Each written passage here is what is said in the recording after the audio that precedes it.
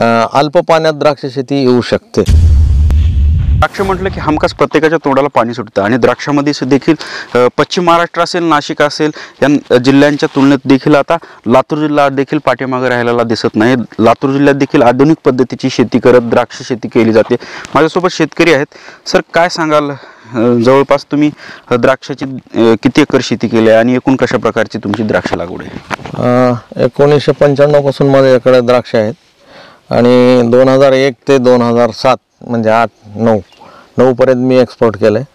पण काही केमिकल अंश राहिल्यामुळं आमचे द्राक्ष शेती ही लातूर जिल्ह्याची कोलॅप्स झाली आणि तिथूनच आमच्यातले जे एक्सपोर्टला आम्ही लातूर जिल्हा हा सेकंडला होता। म्हणजे 400 ते 800 कंटेनर आमच्या इथून एक्सपोर्ट व्हायचं UK मार्केटला। फर्स्ट नाशिक होता आणि सेकंड लातूर होतं, पण ती सगळीच इंडस्ट्रीज कोलमडली। म्हणजे योग्य आणि पाण्याची पण थोडी अडचण आहे।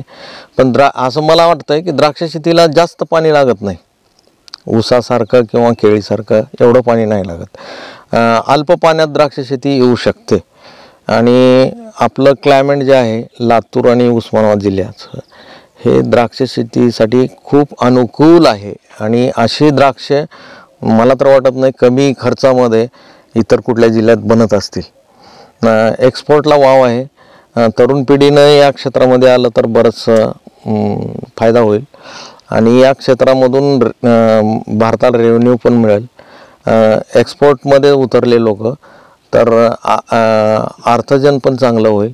नुसतं ऊस ऊस ऊस म्हणून चालणार नाही, काही ऊस पण असावं थोडंसं आणि थोडंसं ग्रेप्समध्ये पण असावं।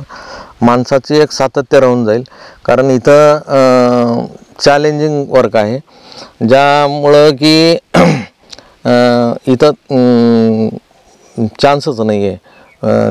त्या पिरियडमध्ये त्या वेळेमध्ये इथलं काम व्हायला पाहिजे। सर, मुळात द्राक्ष म्हटलं की अनेकदा निसर्गाने लहरीपणा केल्यानंतर द्राक्ष शेतीला फटका बसलेल्याच्या बातम्या समोर येतात।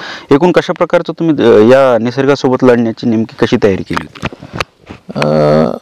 आता कसं आहे, बऱ्याचशा गोष्टी अशा आहेत की आपल्याकडे जानेवारी-फेब्रुवारीमध्ये गारपीट होते, पण 2015ला गारपीट झाली। त्याच्यानंतर मला वाटत नाही लातूर आणि उस्मानाबाद जिल्ह्यामध्ये गारपीट झाली आहे आणि आपलं वातावरण खूप चांगलं आहे। द्राक्ष शेतीसाठी खूप छान आहे। आपल्याला कमी खर्चामध्ये कमी स्प्रेइंगमध्ये आपल्यातली द्राक्ष बनतात। एवढं आहे, करण्याची जिद्द पाहिजे माणसाची आणि केलं पाहिजे। खूप चांगली शेती आहे। द्राक्षामधून अर्जन चांगलं। नक्कीच द्राक्ष उत्पादन घेण्यासाठी एकंदरीत आर्थिक नियोजन खरी कसं पाहिजे आणि किती येतं? 2.5 लाखापर्यंत एक्सपोर्टच्या द्राक्षाच्या निर्मितीसाठी 2.5 लाख रुपये एकरी खर्च येतो, 2.5 ते 2 लाख रुपये। मग ते वर्षभराचा खर्च आहे हा।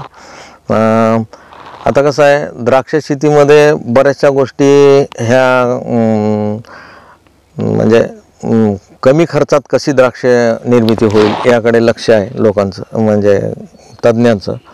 आता आम्ही या द्राक्षामध्ये पान देठ परीक्षण करूनच ह्याला काय कमी आहे तेवढंच खत देतो। खत म्हणा, न्यूट्रिएंट म्हणा, मायक्रो न्यूट्रिएंट म्हणा, जे कमी आहे तेवढंच द्यायचं।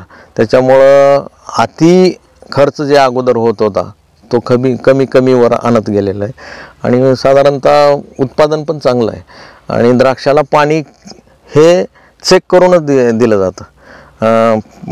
द्राक्षाच्या मुळाच्या क्षेत्रामध्ये किती खड्डा घ्यायचा आणि त्या खड्ड्यानुसार पाण्याची आवश्यकता किती आहे यानुसार पाणी देऊन कमी पाण्यावर व्यवस्थित द्राक्ष येऊ शकतात।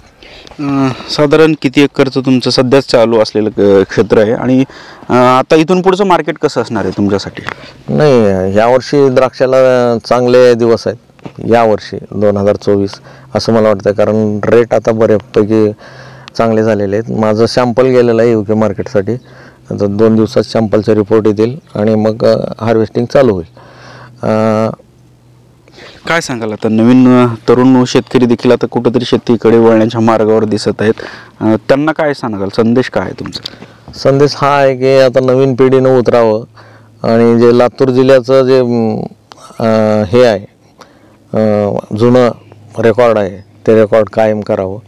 द्राक्ष शेती चांगली आहे, केलं तर बऱ्याचशा टेक्निक आहे ऑनलाईन टेक्निक मिळतं, जगाच्या पाठीवर कोणीही तुम्हाला म्हणजे आता द्राक्ष संशोधन केंद्र हे महाराष्ट्रात आहे आणि ते पुण्याला आहे. यांची मदत घेऊन, काही शेतकऱ्याची मदत घेऊन जर तरुण पिढी जर उतरली तर खूप चांगलं आहे.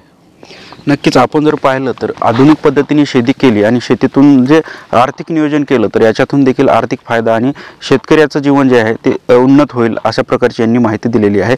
आणि एकेकाळी लातूरला रेल्वेने पाणी आणलं आणि याच लातूरमध्ये आता बाहेर देशात इथला द्राक्ष जातोय, हे लातूरसाठी मोठी अभिमानाची गोष्ट आहे. संदीप भोसले, साम टीव्ही, लातूर. देश विदेशातील प्रत्येक घडामोडींचे लाईव्ह अपडेट मिळवण्यासाठी आता साम टीव्हीच्या सर्व सोशल मीडिया प्लॅटफॉर्मला लाईक, फॉलो आणि सबस्क्राईब करा. तसंच सर्व नोटिफिकेशनसाठी बेल आयकॉन प्रेस करायला विसरू नका.